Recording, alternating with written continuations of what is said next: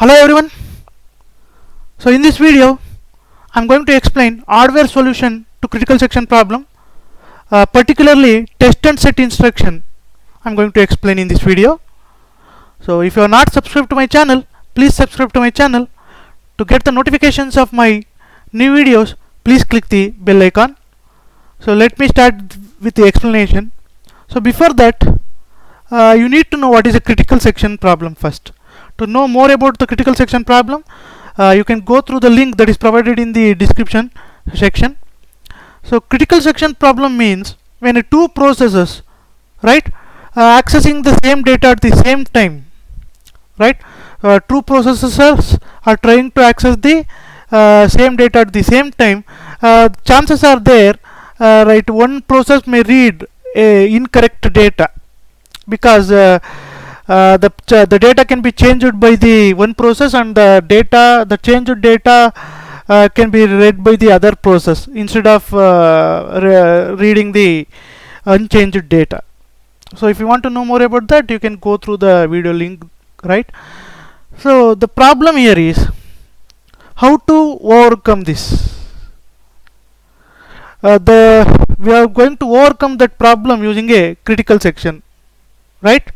So critical section, what it does means, right, it is going to allow only one process to access the data at any point of time.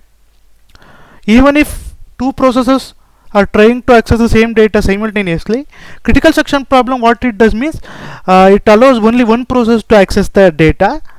After that process finished the accessing, it allows the next process. Thereby it is going to avoid the error to the data, right? So see here, the critical section problem can be solved using program also. That program is nothing but a Peterson solution. So to know more about the Peterson solution, you can go through the link that is provided in the description section. So Peterson solution is going to give a software solution, but the problem in Peterson solution is it is not guaranteed to work on modern computers with multiple cores, because Peterson solution is restricted to only two processes. That's why I can't guarantee that it may work properly in modern computers with multiple cores. In uniprocessor system, only one core will be there. There is no problem, so I can use Peterson solution. But in multiple core system, it is I can't guarantee that Peterson solution is going to work. So what we have to do now? So I can use some hardware instructions that are supported by modern computers. So modern computers can use some hardware instructions instead of Peterson solution. So one such hardware instruction is test and set. I'm going to explain that in this video, right? So understood, guys? So I'm going to use hardware instructions. So that hardware instructions, there are so many varieties are there. But in this video I'm going to explain test and set. So now, before that, you need to understand what are the characteristics of test and set instructions. So see here, we cannot run two test and set instructions simultaneously. That means I can run one test set instruction. Parallel execution of two test and set instructions is not possible. Why means you will understand that in the coming slides. Next, test and set instruction will be executed atomically. Atomically means no interrupts can stop this test and set instructions once the execution starts. Once the execution starts, you can't stop this.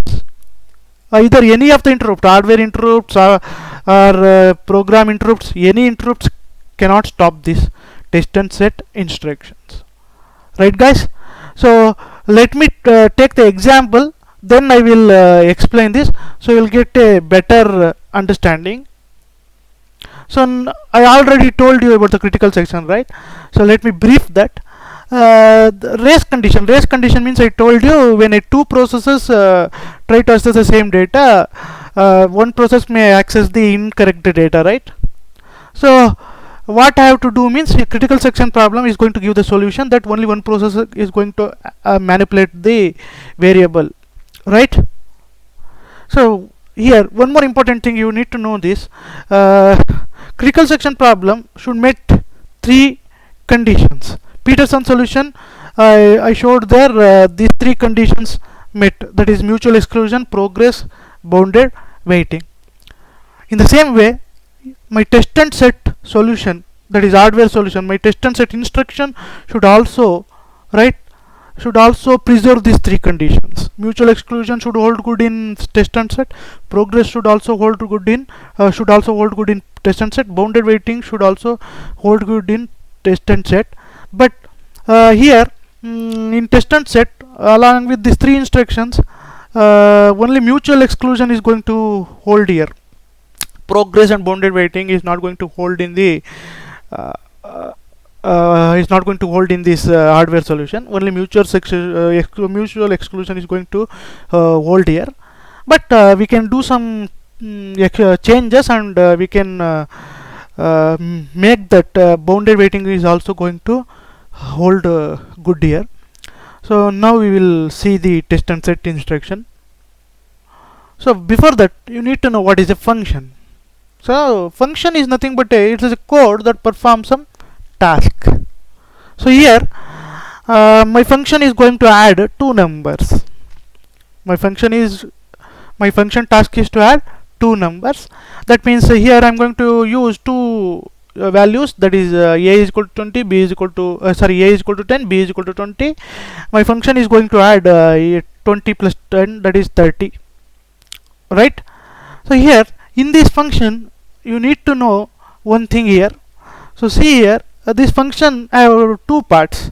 This is the definition part of the function. That means the actual code of the function present in the definition part. This is the declaration part. See the highlighter here. So every function will have two parts. One is the definition part of the function, one is the declaration part. So declaration, when the calling function when the calling function calls the function, the definition section will be executed. Getting, guys? And once the definition section is executed, the value will be returned to the this function declaration part. Right? I don't want to confuse you guys. So far you should know that function have two parts. This is the definition section and one is the declaration section. Right? Now we will see the set and set test and set instruction. See here, this is the test and set instruction, the definition part of the test and set instruction. That's why I told you what is the definition of the function, what is the declaration of the function. Definition section contains the actual code, and that a value that is written by the definition section can be used in the actual declaration part. We can see here. Now I will explain this. So see here, this is the boolean test set definition section I am talking about. So here what I am going to do means, this is a test and set returns two values, that is true and false, that is boolean type, right? Boolean type. So here you can see here there is a pointer to the target. See the highlighter, target here, and there is a pointer to the target, that's why the pointer here. Now this is the initial setup, you can see here, and each slot in the target will have some addresses. You can see there is some addresses. Getting, guys? This is the only initial setup. So it is going to boolean test and set. True values can be stored here. Two values, that is true and false values can be stored here. That's why it's boolean. So target is there, you can see, and the pointer is there to the target. So test and set holds the pointer. See, test and set holds the pointer to the target. This is the initial setup. Now see, we will see the definition section in detail. So you can see here, this is the initial setup, the first statement over. The second statement I will take. So I will this is see RV is the RV holds the pointer to the target. RV holds the pointer to the target. You can see boolean. RV can is a boolean type. It can store only two values, that is true and false. You can see here boolean RV is equal to pointer target, that is RV holds the pointer to the target, and assume that the RV is initially the RV is going to hold the value false. RV, you can see it is having a pointer to the target and is going to hold the value. It is boolean, right? That's why it is going to hold the value. Initially it is going to hold the value false. I should assume like that. That means I should initialize false. So false is stored in the address 3110. This is the second statement. So RV is holding the value false in the address 3110. Getting, guys? So listen, next statement. So what RV is doing means, you can see here, RV is returning the value false. False is the value now, right? You can see RV is returning the value false. But remember, before returning the value, it is changing the value to true. See, here two values are there. False is there, true is there. False is the old value. See, RV value is changed to true. Now, see, target pointer value, pointer where it holds the pointer, that is changed to true. But see, before changing the value to true, what happens? It is returning the old value, that is false value, because you see there RV holds false. It is returning the false value, but before returning the false value, it's changing it to true. Changing the value to true. See, RV returning the old value false, but after returning the old value false, it is changing the value of the RV to true. Getting, guys? So here I am using two values, true and false. RV old value is false, RV now new value is true. See, it was false earlier, now it is changed to true. But before changing it to true, what RV is doing means, so the old value false is there, right? It is returning that value. It is returning that old value false. So now I will explain test and set. So I need these concepts for a test and set instruction, the definition part. See, now this is the code, right? This is the code, hardware instruction, test and set code. This is the code of the test and set instruction, hardware instruction. Now we will see how this going to be how this going to be worked, right? So see, here I'm going to use a do while loop here. So you can see this is the statement here, while statement. So you can see in the while statement, test and set lock is going to take the value of the lock here. We are going to implement a lock here. Lock means that is the lock is going to be used by the processes. Where the process is holding the lock, no other process can enter its critical section. Suppose if two processes are there, assume like that, P1, P2. P1 is holding the lock and it is working in the critical section, right? P1 is holding the lock and it's working in the critical section. If suppose P2 tries to enter the critical section, not possible, because P1 holds the lock. Once P1 releases the lock, then P2 can enter into its critical section. So that is the concept. So here you can see here test and set lock. This test and set, this is the definition, this is the declaration thing. This test and set lock is going to use the value that is written by this definition section.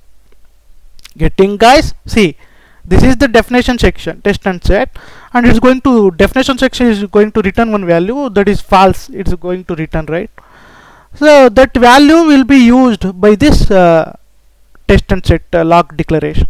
Now you can see here ampersand lock. Ampersand lock means this declaration thing is going to use only addresses, only address of the right array where is going to hold the value. See the address. What is the address here? 3110. This address is going to be passed to the to this declaration section. Getting, guys? The address 110 is going to be passed. Thereby it can take the value that is stored in that particular address, either true or false. Getting, guys? Right? See, so this is the address. It's not going to use the value directly. It is going to take the value of the address. Thereby in that address I am going to store the value. It can use that value. See, getting, guys? So now, test, and the first statement, what it is going to do, test and set, it's going to take the value from the definition section. So what value it's going to take means the RV value. What is the RV value here? False, because you know that it is going to take the address 110, that is, it is going to read the value false. I'm going to pass the value false. Here I'm going to use call by reference method. Reference means address, it's using an address. So see, RV value it's going to use. What is the RV value here? Initial value. What is the value RV returning here? False. So false. So while doesn't enter into the loop, what it does, it is going to enter into the critical section. Getting, guys? So to understand this in a more better way, I will take two processes, P1 and P2, right? So see here, P1 is executing in its critical section. How it is executing in its critical section means, see, you can see here, false value. It took a false value. See, that is the return value of RV. It is going to return false, but after returning the false, what it does, it is going to change it to true. You know that. So this false value is used by this P1 process. So false means the condition is false. So it is not going to enter the loop. It will enter into the critical section. See, it will enter into the critical section. Process P1 is enter into the critical section, and it will executing in its critical section. Now assume that in the same time when the P1 is executing in its critical section, P2 is going to request to enter into its critical section. So it will access the value of RV. Now we will see this. The value of RV is what? True. Now you can ask a question, how it is true? See, RV, it returned the value false. Before returning the value false, what it does, it changed the value to true. See, it returned the old value false, but before returning the false, what it does, it changed the RV value to true. Now what is the value in RV? True. So that's why the P2 is not going to take the value false, it is going to take the new value true. P1 took the old value because that is in the definition, but P2 took the new value true. So see, when P2 enters into the critical, when try to enter into the critical section, when P1 is executing, what happens? Condition is true, it will enter into the loop. So once the P2 enter into the loop, what it does? It does nothing. It just keeps on looping. It just keeps on looping. P1 is executing in its critical section. P2 is just looping in the right in this loop statement. Now what happens? So P1 continues to execute in its critical section. Before exiting, it will change the lock to false. So once the value once the lock value changed to false, see, this true value is changed to false, then the P2 enters into its critical section, then it will execute in its critical section. Getting, guys? See, once the value is changed to false, P2 come out of the loop and it will execute in its critical section. Getting, guys? Let me brief quickly. See, so this is the code, this is the hardware code, right? So here, so I am going to assume that two processes are there here, P1 and P2. So P1 is first P1 tries to enter into its critical section, so it will take the test and set lock value, that is false. So you can see this definition is going to return the old value false, RV old value false. So the condition will become false. That's why P1 will enter its critical section and P1 will execute in its critical section. But at the same time, P2 tries to enter into the critical section.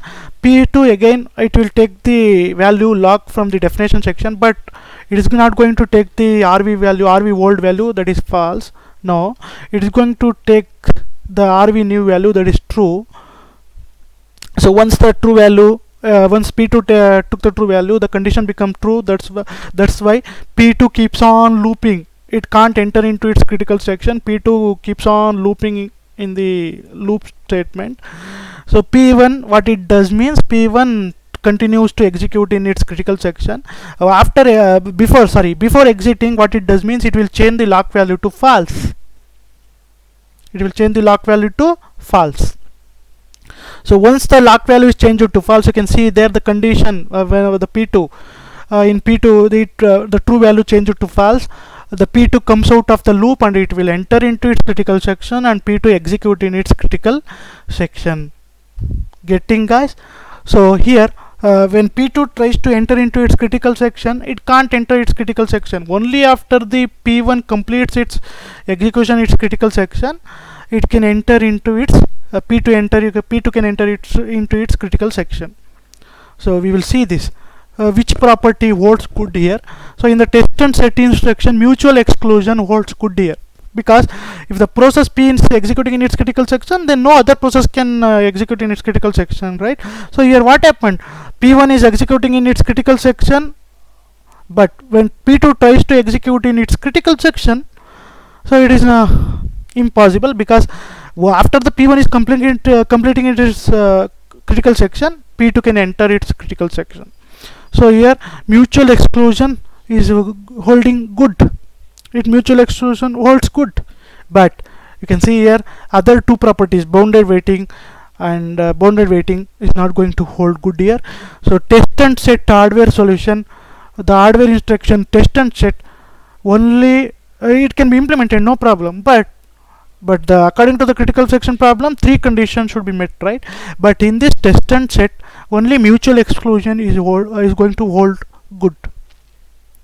So these other two instructions, we can make that to hold good, but we have to make some changes. So I will explain the changes in the next video. Right, guys? That's it. So if you have any doubts, please post your doubts in the below comment section. Thank you for watching the video. Please don't forget to subscribe to my channel. Please click the bell icon to get the notifications, and don't forget to like and share.